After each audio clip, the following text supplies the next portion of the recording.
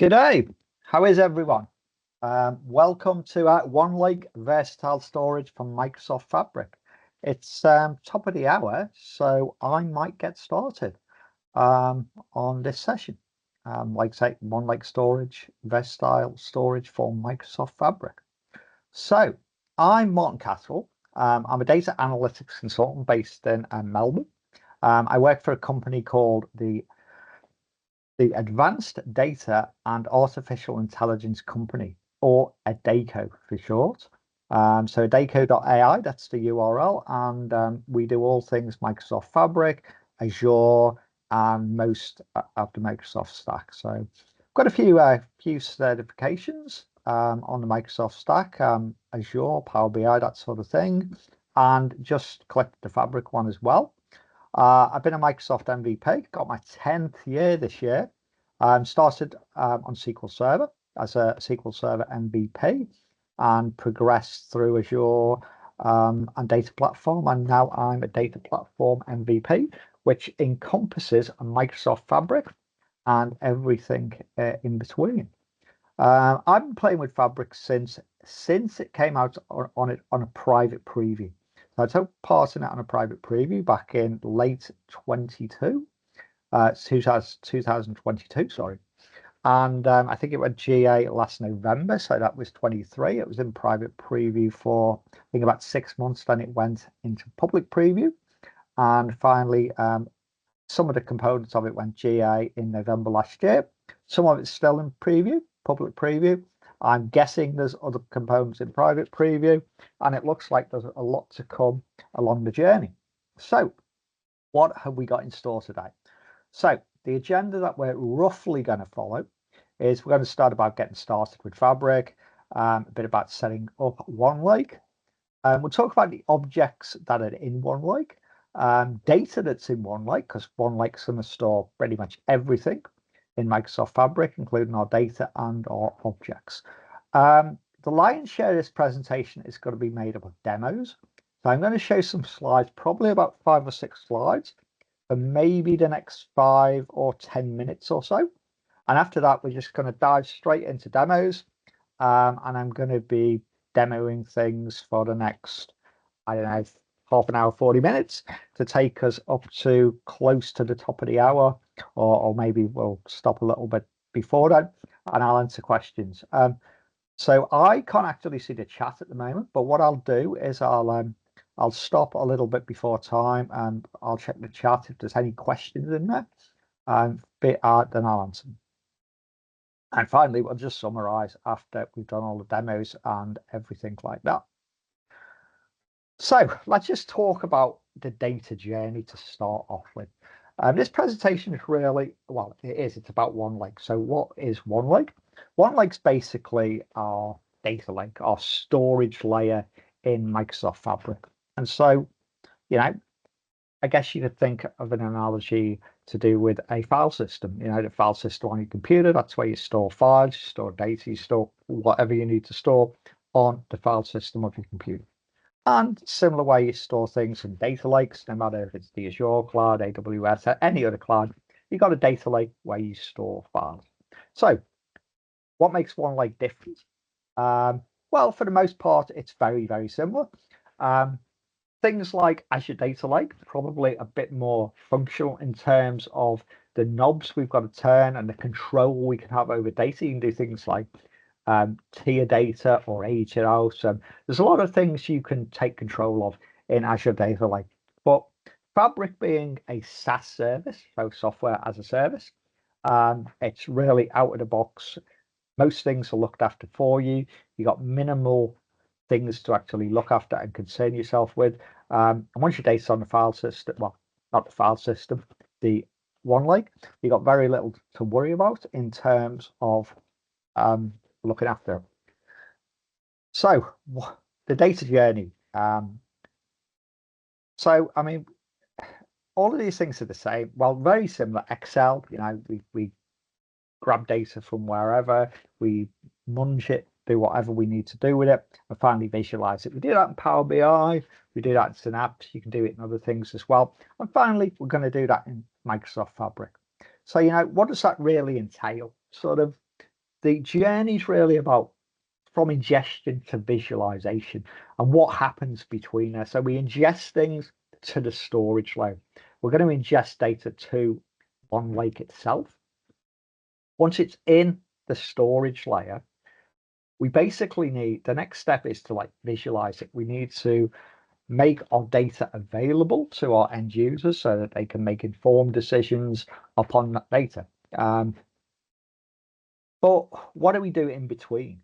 Well, we've probably got to model it, transform it, put it into a decent model so that in our case, Power BI can grab it and effectively visualize it. So although I've got 4 stages on that arrow chart, there's really sort of 3 main ones. Ingestion, which is pulling data in.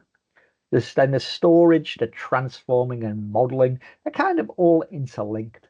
And then they're kind of interlinked with the visualization as well, because obviously the visualization has got to link in with the model. The better the model is, the probably better well, maybe it doesn't affect the artistic content of the visualization, but it will certainly affect the performance of the report and that. And obviously your end users need things to be performant. Same the other end with the ingestion. We're going to pull data in from a variety of data sources and we're going to land it in the storage layer. How we do that, we've got a variety of methods to do that. And one of the things we're going to look at, well, the main content of this presentation is about how we're going to get data from our source systems into the storage layer, into OneLake, and put it on the data lake or the file system, or whatever analogy you want to use. It's not really a file system, it's a data lake. And once it's on there, we'll have a brief look at best way to transform it, or the options we've got available to transform the data, model the data, and we'll have a small look at visualizing that data directly from OneLake itself. So there's a variety of things we can probably do, and we might crack on and get into it. So where does OneLake fit into this vast array called Microsoft Fabric? So it's basically right there. The big long box in the very middle is OneLake, and that's the storage layer for every single compute item. And all the compute items are above that middle layer that's in the red box. So we've got data integration, basically data factory, data engineering, data warehousing, data science, real-time analytics, and obviously business intelligence with something called Data Activator, which is probably the newest compute engine in Fabric, and that's about alerting us to various situations that have happened within our data. We're not really going to concern ourselves too much with Data Activator in this presentation, but we are going to look at quite a lot of the other engines, notably ingestion, and what we need in our journey on Microsoft Fabric, and how OneLake kind of is a central component of the system, and how we can use it well. So basically, these are all the things we're going to look at and acquiring data. We're going to, I probably can't read these because they're a bit grayed out, and that's intentional. We're going to recap these at the end and make sure we've gone through them all. So, things like manually acquiring data, data engineering, mirroring. We'll look at something called shortcuts, and a few other things to acquire data. Mixed up in here are ways we can model the data, things like that.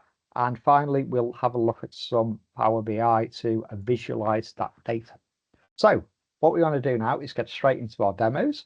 So I am going to bring up Microsoft Fabric, and we are going to look first at the first thing we really need to do is create a workspace.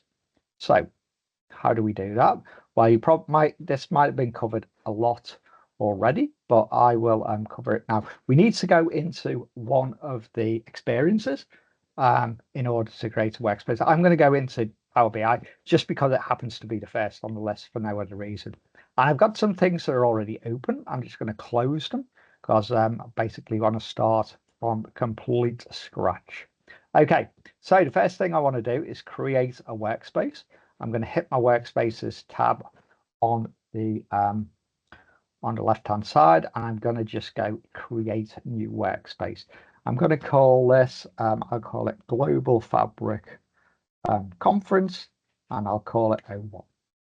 So, and I didn't mean to press the return key there because that got me mixed up a little bit. So what I'm going to do is go back into there.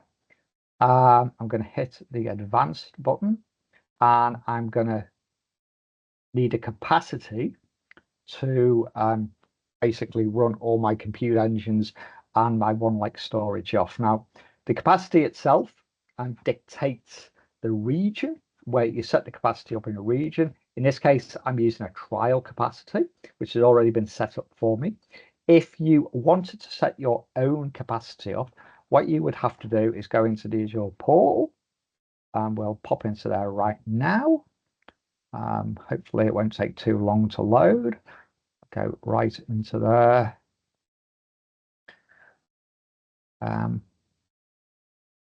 Oh dear. And typically I haven't been asked for that for quite a long time, and now I've been asked for it. If I have to do any more, we won't bother going into the portal. We don't want to waste too much time on there. So I don't need to set that up for you. We'll forego that.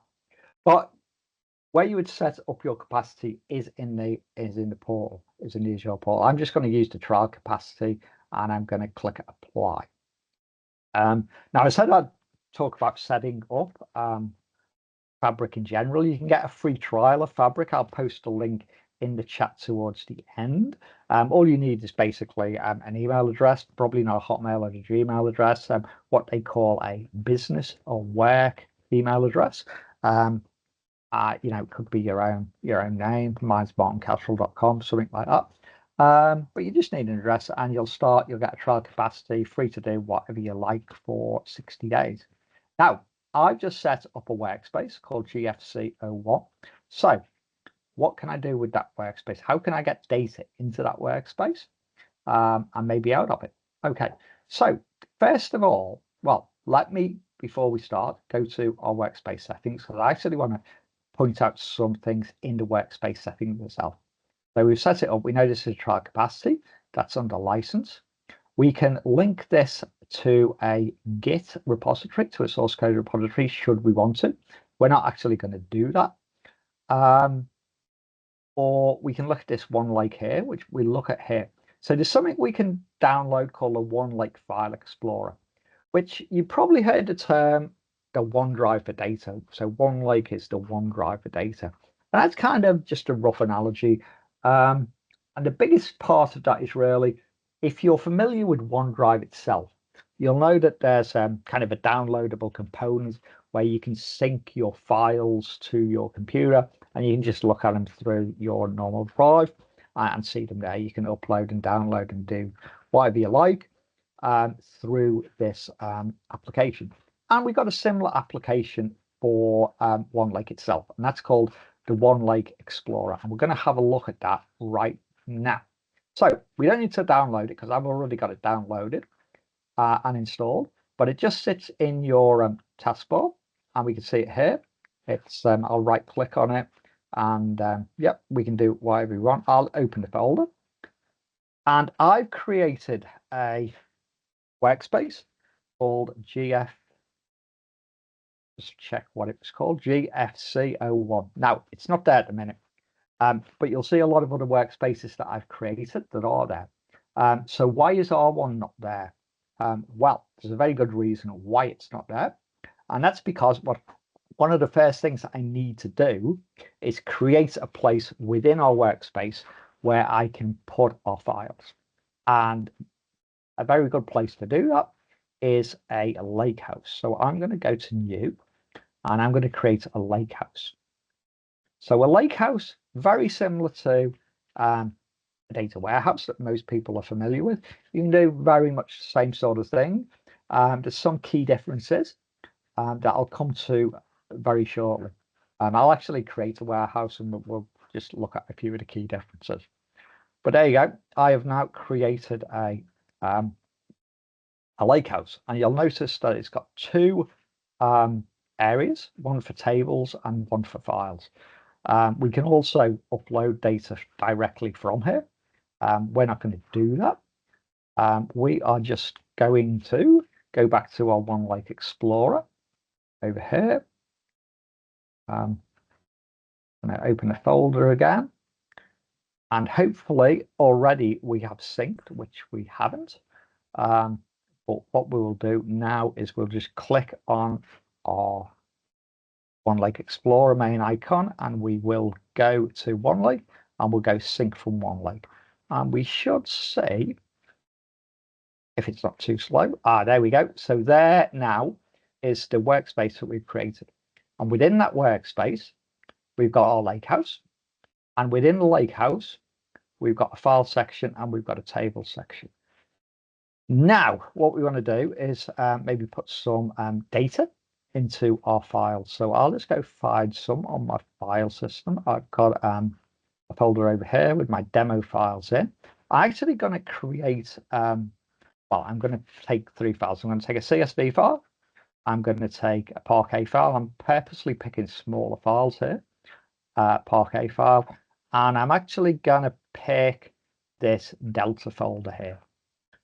Now, I'm going to copy those, and I'm going to go back to my file section. So in files, I'm going to drop in there. I'm going to drop in my three artifacts. I actually don't want a Delta file there, so I'm going to put that out, and I'm going to put the Delta folder into our table section. I'm going to do that. Click on it when my computer behaves properly, and I'm going to drop the folder in there. Looks like it might be a bit of a bigger folder. It's not copying. Okay, I'll just have it open. Let's go and do that again. Go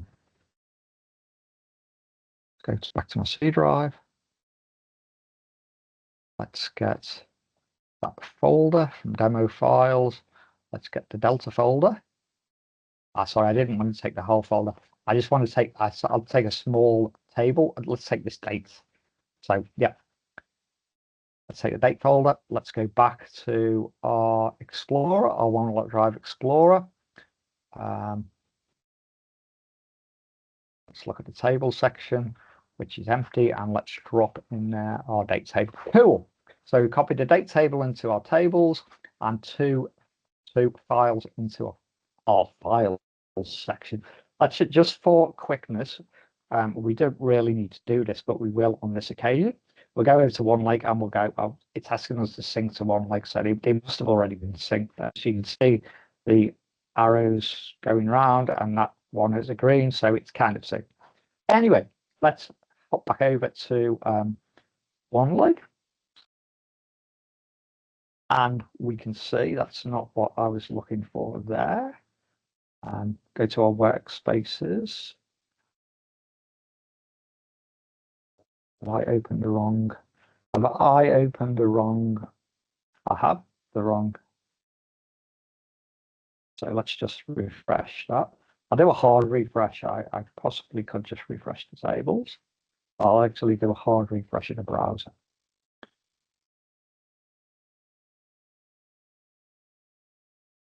And hopefully this comes back. Maybe I shouldn't have done a hard refresh. Maybe I should have just refreshed the tables themselves.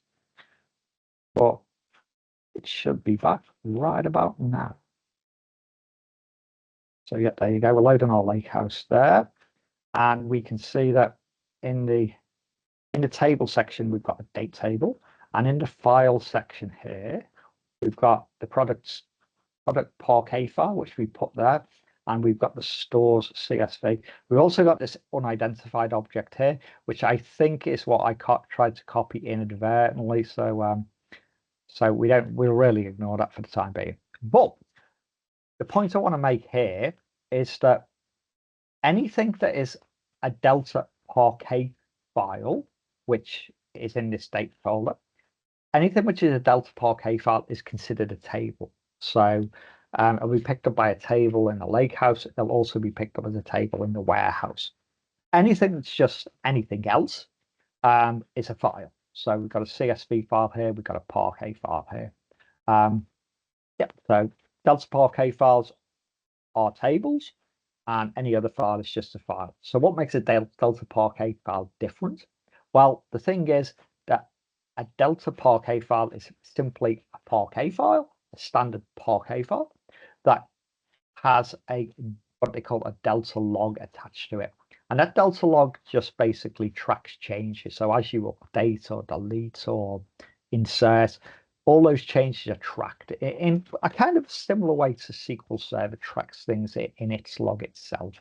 And there's basically various smarts built in to work that more closely and keep track of it, basically. But that's a lakehouse. Okay, so what have we got? Anything else that's like a lakehouse? Well, we've got a warehouse, and I said I'd go over what the differences were. So let's just create a warehouse first. So we don't need to go into our actual workspaces. We can click on the button to the side, which is our workspace itself. So when you open a workspace, you get a button on the side, which is basically a shortcut to your workspace. So what do I want to do here? I just want to create a warehouse. So I'm going to go to more options, and I'll come down to my warehouse section. I'll click on here, and I will just call this WH01. And I'll create a warehouse. That should create pretty quickly for me. And you'll see that, probably looks fairly similar to what a lake house was like. So what are the main differences between these two things? Well, in a warehouse, we can manipulate using T-SQL. So we can insert with T-SQL, we can manipulate data, change it, delete it, whatever with T-SQL. We can obviously query with T-SQL. And it's very much like a SQL Server database, except there's some really big differences. But the T-SQL for manipulating data is pretty much exactly the same. Now, with a lakehouse, you can manipulate data with T-SQL, but you can only really select data. You can't insert data or delete data or update data. That has to be done through a notebook, through things like Spark SQL or one of the languages that are supported through notebooks. But one of the big kind of things that a lakehouse and a warehouse share is what they call a SQL endpoint. So we'll go back into our top level workspace again, and you'll see we've got a lakehouse at the top, and that's got what we call a semantic model, which we'll look at later, and the SQL analytics endpoint. A warehouse one has got, again, a semantic model, but it's got no endpoint. And that's because we created the lakehouse first. And what we're going to do is copy that connection string. And we can actually hop over to things like Management Studio. And we get rid of that. We can paste our endpoint in there, and we can connect. And hopefully this will connect in a minute. I've already got some things open, which I will close and make sure I just connect to our endpoint itself. So might take a little bit of and there it is. There's our endpoint. It's got a big long text string that's kind of a bit hard to read, but you can see the endpoint is linked to our lakehouse, and it's also linked to our warehouse. So we've accessed both things through our T-SQL endpoint. Now, from our warehouse, let me just click on our warehouse and let me go, not rename it. Just right click on there and go new query. And from our lakehouse, from our warehouse, I can actually query our lakehouse if I wanted to. And maybe that's something you don't want to do. Just for demonstration purposes, I'll show creating a table actually in the warehouse from something in the lake house. So we can go select star from, and we've called it LK01. We call it dbo.date. Okay, so let's just query that. And then we'll just say select star into, and we'll call it my date. Yeah, just call it my date table. And that should create a table, which it hasn't. Sorry, I missed a star there. And that should have created a table in our warehouse, now called date. So we drag data. That's one way of dragging data from our lake house into our warehouse. And that's created basically a Delta Parquet file on the file system. So every one of those compute engines, when they talk to OneLake, they like talking to Delta Parquet file, and that's kind of the open kind of standard that we've come to expect with Microsoft Fabric.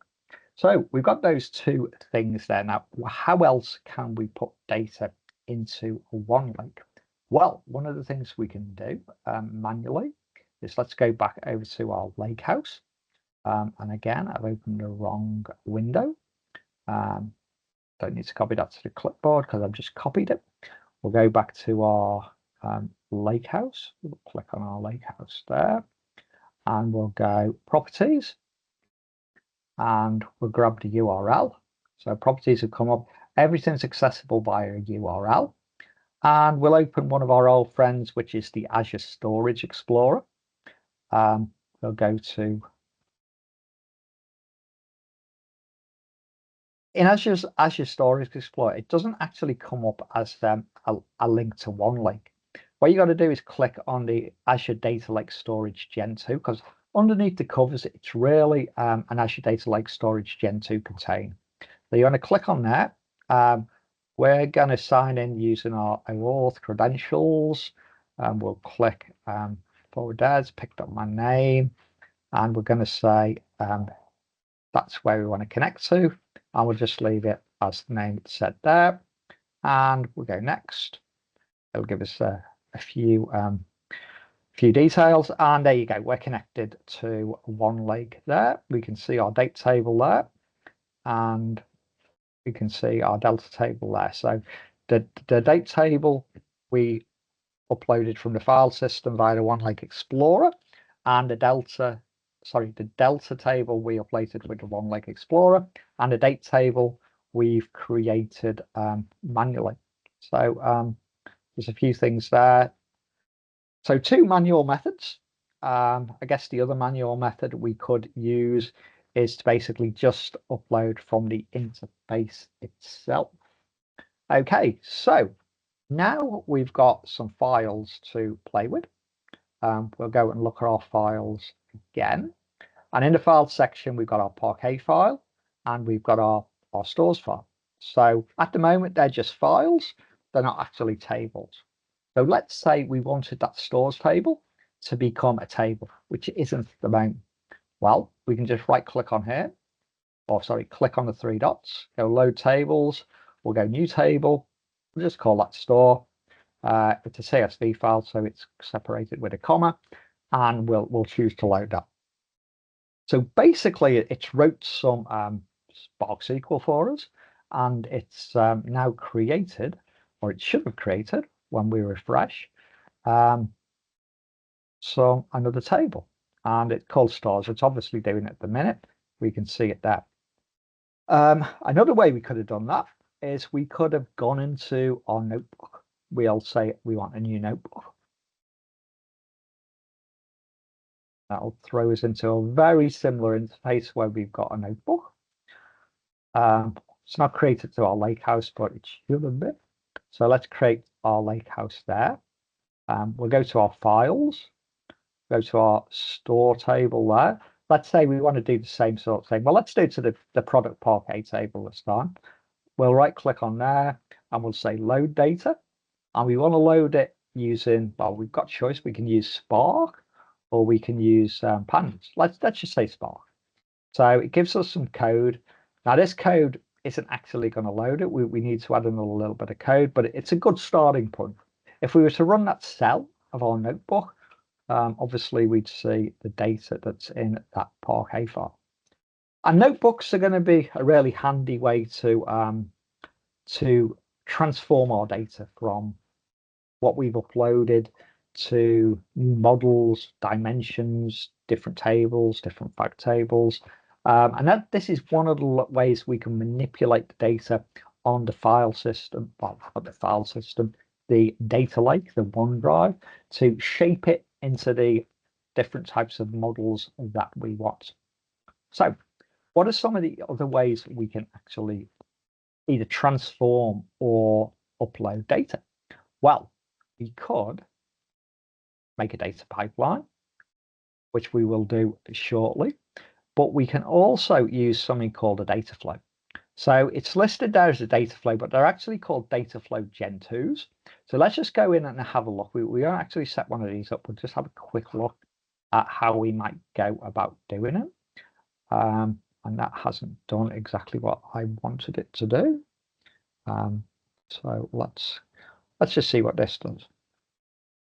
And so add a new table, and sorry, this is asking us where we want to get the data from. Okay, so let's say we want to get data from a SQL table. We just fill the SQL table in. Where I will get data from at the moment, I will, because we can't get through to my SQL database, I don't think at the moment. Let me try that again, because we need a source. I think I went into the wrong account last time. Let's hope this doesn't throw us out and we can see my SQL databases and we'll get a good source. So there's my SQL servers over there. Right, this is cool. We're away and laughing. So we've got a bunch of SQL databases, and let's say we want to use Contoso Retail. Okay, so what we're going to need is obviously the name of the server. So put the name of the server in. We'll need the name of the database. And we'll need the credentials that we're going to say is our organizational account. And then we can click next. And that will throw us into a very familiar looking UI. So let's just say, just for demonstration purposes, we just want to pick this dim channel table. And let's just go transform data. So the reason I'm showing this is it's basically thrown us into an online Power Query editor, similar to what you might see in Power BI Desktop, where you're used to pulling data in via Power Query. So I'm not going to go and pull anything else in, but we've got our familiar steps we can look at down here. We can look at our query script, and we see familiar Power Query there. We can look at our modeling tab there. We pulled in some data. We can obviously choose different ways to manipulate it there. I would just go about this in a very similar way to how we go about it with Power Query in Power BI Desktop. So that's Data Flows Gen 2. What we'll do now is we'll go back to our work. Well, we actually want to quit that. We don't need to save it. We can just discard it. But we'll go back into our workspace, and we will create let's see what we want to create next to pull data into. Actually, probably want to create a data pipeline. So we actually want to go to Data Factory. We've done the Data Flow Gen 2. Let's create a data pipeline. So we'll just call this Pipeline 1. And let's say we'll pull some data in from one of the SQL servers that we just looked at when this downloads. So let's go to just copy data. Now, one of the good things about the copy data is we can basically just copy one table, or we can use the copy assistant to maybe copy multiple tables at the same time, which is what we'll do here. So let's go and pick our server again. And when this appears, we'll paste it in there, pick the name of our database up, paste it in there. We'll say we're not, well, this only gives us basic authentication, but one of the better ways to set up a connection, which is kind of more reusable, we'll just get out of there so we can go and show a better way to create a connection, would be to go to our settings and come down to manage connections. So, and we'll say we want a new connection, and we want a cloud connection. We want a connection name, we'll call it demo, and we want a connection type. What we need to do is just click on there, and we'll say this is SQL Server.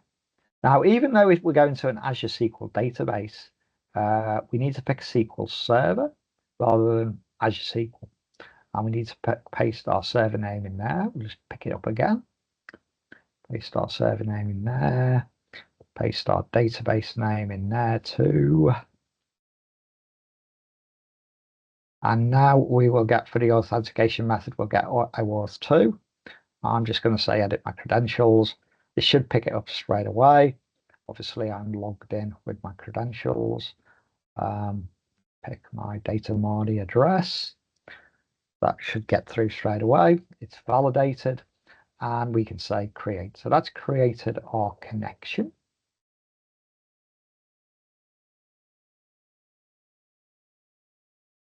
And then we can go back to our pipeline, which should have anchored itself as a shortcut that it has. Pipeline 1, we can see it in the bar on the left-hand side.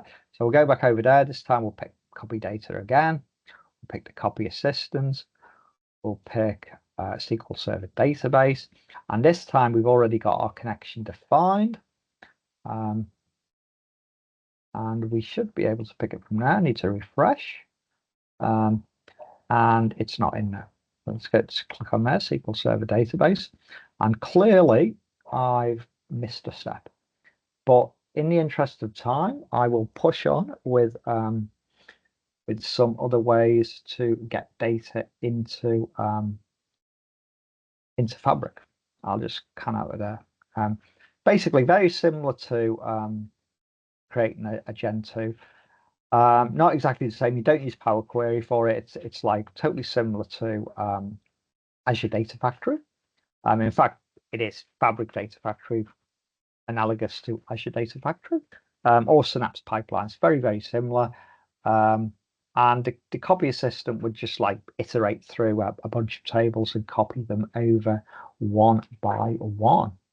Okay, but let's look at another way of getting data into OneLake itself. And this time what we'll do is we will look at something else called mirroring. So go more options, and this time we'll pick this from our data warehouse. So we can mirror a whole bunch of things. We can mirror an Azure SQL database, we can mirror Snowflake, we can mirror Cosmos DB. I'm just going to pick Azure SQL database here. I'm going to pick a database here, and let's see if I can get to that connection now. I can't. So let's just pick our connection up from here. That's the server we're going to use. This is the database we're going to use. Yep. And for some reason, it's picked it up now. So we're going to just say connect. And that should show me basically a list of tables in that database. So hopefully it won't take too long to refresh.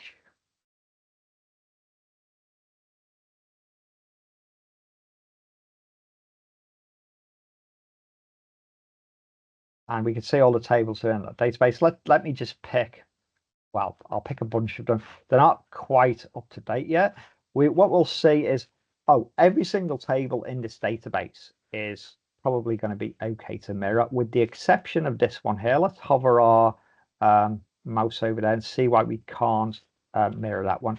Because we can't mirror every single column, because it contains some unsupported data types, which are geometry, and it probably be the same for the next one. Yeah, there's nothing in there that we actually are barred from mirroring. So let's just unselect those. Let's just pick two for in the interest of time, and let's say connect, and let's go create mirror database. That should be fairly quick. And from that point, basically, this should just take our tables from the Azure SQL database, plunk them into a data warehouse. And whenever anyone changes anything in the Azure SQL database, it should be reflected pretty much straight away in the data warehouse. So the data is kind of kept up in real time.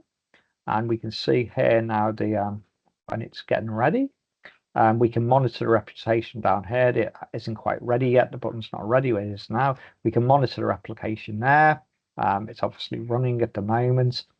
And we can configure new stuff here. So that's another way of getting data in there. Probably one of the last ways I'm going to have time for now, or maybe I'll have time for some more, is to show getting data again into our lakehouse. Let's go to our lakehouse. And we can create something called shortcuts, which are akin to the kind of shortcuts that you create on a file system. So we can actually create a shortcut to anything within Azure or anything within Fabric. And that's great. That's probably what you'd expect for a shortcut to be created inside the ecosystem that we're working in. However, you can also create shortcuts to data that's outside of the Microsoft Cloud itself. There's not a whole heap of sources at the moment, but there are a few. So let's go and create a new shortcut here. I'll just create one to something within Fabric for, in the interest of time. We can create something to Microsoft OneLake. Obviously, we've got Amazon S3 storage, Azure Data Lake, Dataverse, or Google Cloud. So let's just create Microsoft storage, and let's go, okay, we want to create something to basically to the mirrored database that we just set up. So let's say next there, and then we can see the tables there that we've got. And let's go, oh, I want to create a shortcut to here, to dim account. Let's just say next. And let's go create. And basically that table, it hasn't quite finished yet. It's created in our data lake, and it looks to all intents and purposes like it's a table. It's a living table in our database. It's got data living in our actual file system. But as you can see, the icon is slightly different, and that kind of means it's a shortcut.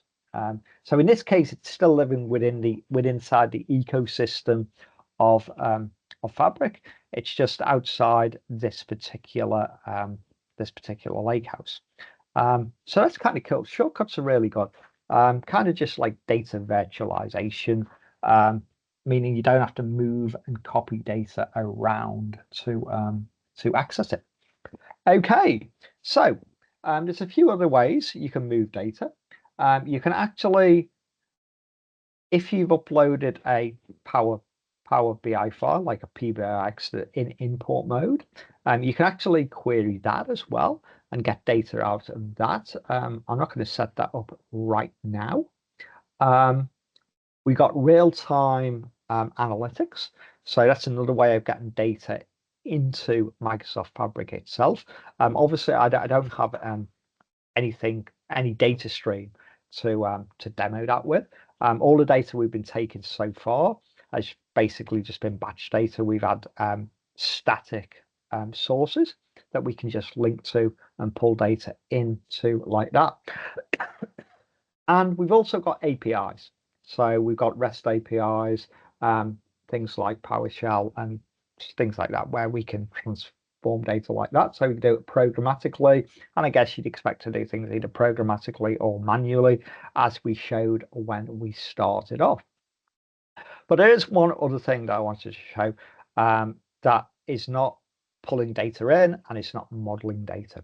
It's actually creating a report, a Power BI report within Fabric itself by utilizing a new method called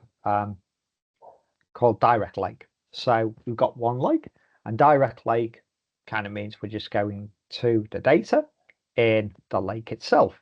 So we've traditionally had in Power BI two methods of going query data. We've imported data, so you've modeled it in Power BI Desktop, you've uploaded it, you might have set it to refresh, but essentially you've got an import model. And that's cool, and that's probably the main model that people use. Or you can use direct query, where you might go to a SQL database and you're basically querying the source data in real time. Benefit there is you're getting data up to the second. Downside is it might be a bit slow. So Direct Lake is, I guess, a halfway house between the two. It's neither import mode or direct query, but it does share similarities between those two paradigms. So the data exists within one lake, so it's still in that Delta Parquet format. And Delta Parquet format is quite similar to the analysis services format that the import model uses. So going and querying that has not been a big deal to implement for the product team. So let's just have a little look at that there. So from, I won't be creating a flash report here, but let's go from our lake house and let's just say new semantic model. So I'm going to create this. We'll just call it NS for brevity. And we want to see what's in our DBO schema. Let's look at the tables there, and let's just create something from our dim account table. Doesn't really matter what data's in there. We're basically just going to put something on the design service and querying the table directly. So this should be done very soon. That is not a very big table, and it should not be taking this long.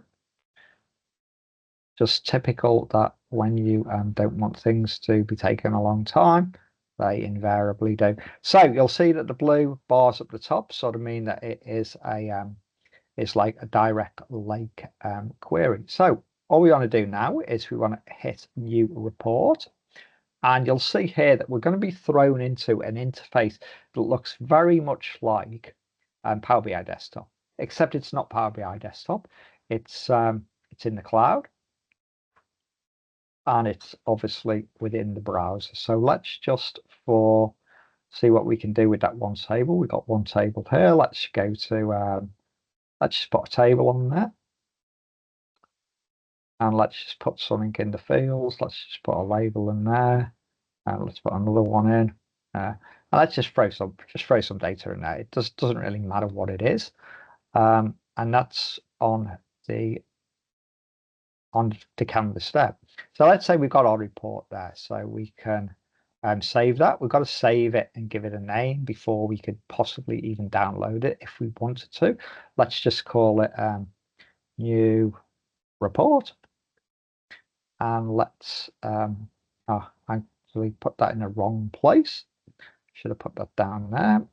New report, and let's just save that. Okay, and we can just work on our report here. One of the things we could do is we could actually download that, which we will do. I'll just download that file, and it says it's going to download a copy of your report with a live connection to the data online. So it's going to have a live connection to my Delta Parquet file. Now let's just pull that down. Hopefully it won't take very long, and let's open it. And it will open here in Power BI Desktop. Power BI Desktop notoriously takes ages to open, but it's going to open right now. And you'll see that down at the bottom, this model is going to be connected to like I said, a live connection that is down the bottom, a live connection to our One Lake model or table that we've created. If you didn't want that, let's just open another blank report and hopefully this won't over. If you actually did want to connect to the model in the lake and pull it down and use your traditional import model, well, you can do that too. So I've got a blank Power BI desktop file open here now. I can click on the One Lake data hub, which is here. I'll just go to my lake houses, and we can see there, got the lake house that I created. I won't connect to that because we're running out of time. But you could pull that data down and connect to it. So that's really really it for One Lake. Just to mention one other thing, we can browse One Lake online. We go to this thing called the One Lake Hub. Now, when I first seen this, I thought it'd contain all my data, but I can't see my data through it.